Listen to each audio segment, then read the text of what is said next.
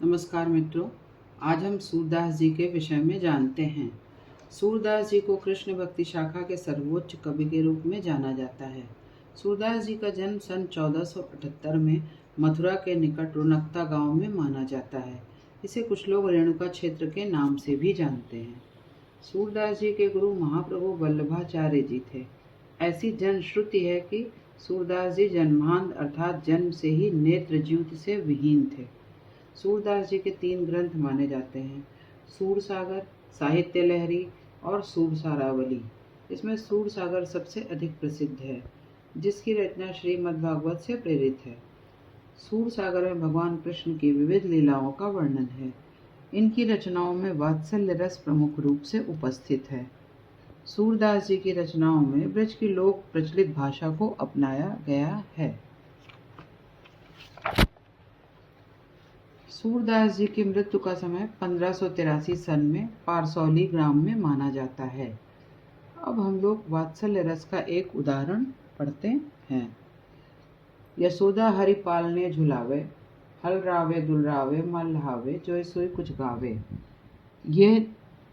यह पद सूरदास जी ने लिखा है और इसमें उन्होंने कृष्ण की सोते समय का वर्णन किया है। श्री कृष्ण जी पालने में लेटे हुए हैं और यशोदा जी उनको पालने में झुला रही हैं। कृष्ण जी को वो हिलाती हैं, कृष्ण जी को दुलारती हैं, लाड करती हैं और जो कुछ भी मन में आता है गाती हैं। सुलाते हुए स्वयं से ही कहती हैं कि हे निधिया, तुम मेरे लाल के पास आ जाओ और आकर उसे सुला दो। क्यों नहीं आती हो निधिया, तुम शीघ्र क्यों नहीं आ रही हो? आ जाओ, तुमको कान्हा बुला रहा है। और कृष्ण जी कभी तो पलकों को मूंद लेते हैं अर्थात नेत्रों को बंद कर लेते हैं और कभी अपने होठों को फड़काते हैं, सोने की चेष्टा करते हैं। जब यशोदा जी देखती हैं कि कृष्ण जी सो गए हैं तो वो एकदम चुप हो जाती हैं और कृष्ण जी को निहारती रहती हैं, बोलती नहीं हैं, केवल इशारे से बताती हैं कि कान्हा जी सो गए हैं। तभी कृष्ण जी की नींद कोई सपना देखकर खुल जाती है और वो व्याकुल हो जाते हैं। यह देखकर माता यशोदा मीठे स्वर में कुछ कुछ गाती हैं, जिससे कृष्ण जी दोबारा सो जाएं। सूरदास जी कहते हैं, कृष्ण को लाड दुलार करने का जो सुख नंद जी की पत्नी यशोदा जी को प्राप्त है, उस सुख के लिए ऋषि मुनि लोग तरसते हैं और प्रार्थना करते हैं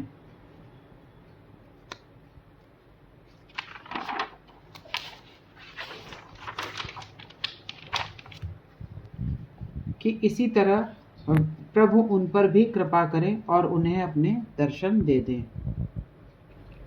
इसके पश्चात हम इनके एक और पद पर आते हैं।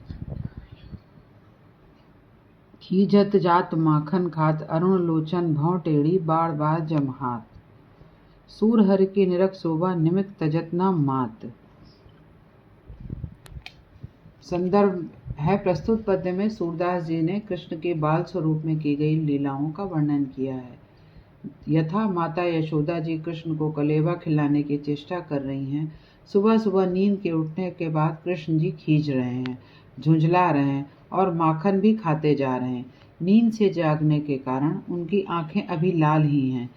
कभी भौहें टेढ़ी करके सभी को देख रहे हैं और कभी बार बार जम्हाई ले रहे हैं। जम्हाई इसलिए ले रहे हैं क्योंकि भगवान कृष्ण की नींद अभी पूरी नहीं हुई। इसके आगे वो कभी घुटनों पर चलने लगते हैं, जिसके कारण कमर में जो करधनी है उसमें लगे घुंघरुओं के कारण एक मीठी रुंझुन की ध्वनि सभी ओर सुनाई दे रही है। जमीन पर घुटनों के बल चलने के कारण उनके पूरे शरीर पर धूल लग गई है और शरीर धूल धूसरित हो गया है। कभी वो झुकते हैं और कभी अपने बालों को पकड़कर खींचते हैं। बालों को खींचने के कारण जो पीड़ा होती है उससे उनकी आंखों में आंसू आ जाते हैं। कभी तोतली आवाज में बोलते हैं, बात करते हैं और कभी नंद जी को तात यानी पिता नाम से पुकारते हैं। सूरदास जी कहते हैं, कृष्ण की ऐसी मनमोहनी छवि को देखकर माता क्षण भर के लिए भी उन्हें नहीं छोड़ती हैं, अर्थात एक पल के लिए भी यशोदा माता कृष्ण जी को अपनी आंखों से ओझल नहीं करना चाहती हैं। अब हम तीसरे पद पर आते हैं। मैया मोरी चंद्र खिलैना लय हों। माता यशोदा और भगवान कृष्ण जी बैठे हुए हैं। कृष्ण जी आकाश में चंद्रमा को देखकर माता यशोदा जी से कहते हैं कि मैं तो इसी खिलौने को खेलूँगा और चंद्रमा को ही खिलौने के रूप में लूँगा। यदि आपने चंद्रमा रूपी खिलौने को खेलने के लिए नहीं दिया तो ना ही मैं धौरी गाय के दूध को पीऊँगा और ना ही मैं अपने सिर की चोटी को गुथवाऊँगा, अर्थात अपने केशों को मैं बंधवाऊँगा नहीं, मोतियों की माला भी अपने हृदय पर नहीं धारण करूँगा, वस्त्र भी अपने गले में नहीं पहनूँगा। इसके अतिरिक्त मैं अभी इस धरती पर लौट जाऊँगा, पर तुम्हारी गोद में नहीं आऊँगा। मैं नंद बाबा का ही पुत्र कहलाऊँगा, तुम्हारा पुत्र नहीं कहलाऊँगा। बहुत सारी बातें करते हैं भगवान कृष्ण, तरह तरह से माता यशोदा को मनाने की कोशिश करते हैं कि वो चंद्रमा रूपी खिलौना उन्हें दे दें। कृष्ण की इतनी भोली और मीठी वाणी सुनकर यशोदा जी उन्हें अपने पास बुलाकर उन कृष्ण जी के कान में कुछ बात करती हैं और कहती हैं कि दाऊ जी यानी बड़े भाई बलराम को ना सुन ले, इसलिए मैं तुम्हारे कान में ये बात कह रही हूँ। कृष्ण जी को बहलाते हुए कहती हैं कि मैं तुम्हारे लिए इस चंद्रमा से भी सुंदर दुल्हनिया दिला दूंगी और नई सुंदर दुल्हनिया से ब्याह करवा कर ले आऊँगी।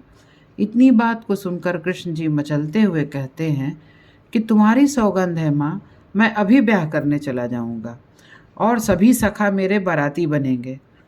इतनी भोली बातों को सुनते हुए सूरदास जी कहते हैं कि सभी लोग नए नए मंगल गान गाएंगे और प्रसन्न होंगे तथा सभी भगवान कृष्ण की बारात में बाराती बनेंगे। सूरदास जी के पद के अर्थ को जाना।